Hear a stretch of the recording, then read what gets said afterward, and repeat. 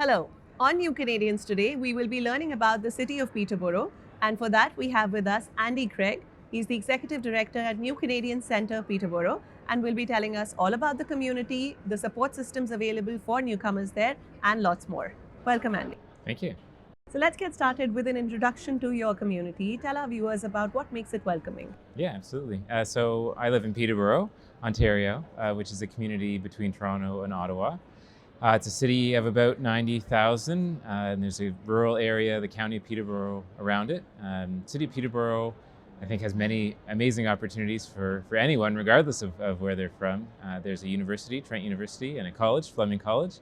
So there's post-secondary right in the community. It also really brings a vibrancy to the community in terms of young people and arts and culture and restaurants and food. We, for a community of our size, have amazing restaurants from around the world. It's really incredible, actually, considering our size, what the variety is. We're situated in nature. The city's located along a river, the Otonabee River, and there's amazing parks nearby. You can literally be on your bicycle, and in 5 or 10 minutes, you're out in the countryside on an amazing hike. So for people who love access to nature and the changing seasons, it's really an incredible place to live. That's wonderful to hear. Now, for newcomers moving to the city, what kind of settlement support, what kind of employment support is available for them? Yeah, so I work at the New Canadians Centre. We are the dedicated immigrant settlement agency for our area, both the city and county of Peterborough, as well as Northumberland County to the south, which the biggest cities there are Port Hope and Cobourg, and Lindsay in the city of Kawartha Lakes to the west of us. We offer a wide range of services, from language assessments to referral to language instruction, which is offered by Fleming College. We offer employment services, a variety of social connections. For people looking to meet other newcomers or get connected in the community, there's a whole bunch of different programs and services that we.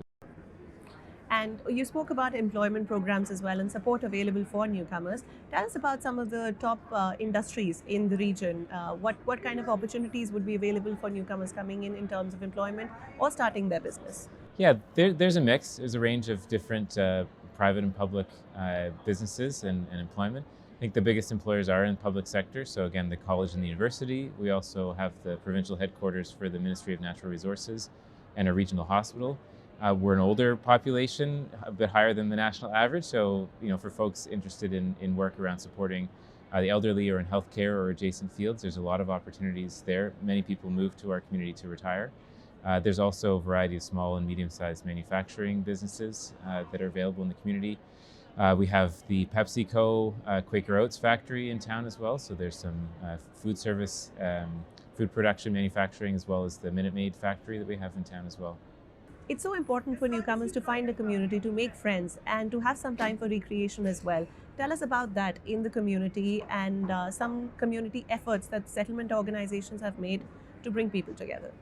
Yes, we offer a community connections program with support from the federal government, and we have so many fun activities. So again, taking advantage of the opportunities in our region, we will often get a bus chartered and people can go out to do a hike or to go to where they produce maple syrup or down to the beach in Cobourg on Lake Ontario and meet other folks who are new to the community.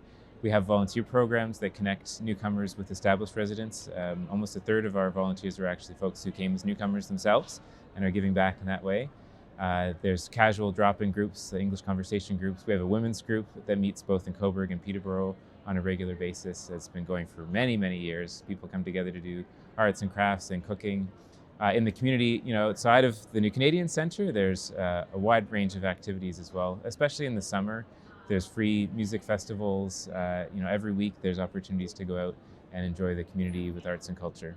Lastly, for newcomers in the community, what tips would you have for them to have a smooth transition and integrate smoothly? Yeah, I would say, the number one tip is come and see us and get connected in the community. I've heard many stories over the years of people who came to the community for one reason or another. Maybe their spouse got a job and they're struggling to kind of get established and feel a sense of belonging and home, and then they put themselves out there. They come to our women's group or to go on a hike, and that it flips. It starts to transition. Oh, I found people. I have friends now.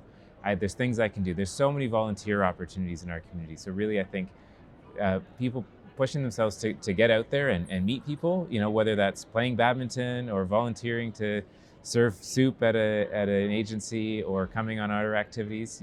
Ways to meet people. There are many, and that starts to snowball, and then you meet others, and all of a sudden it's your home and a place that you love living in.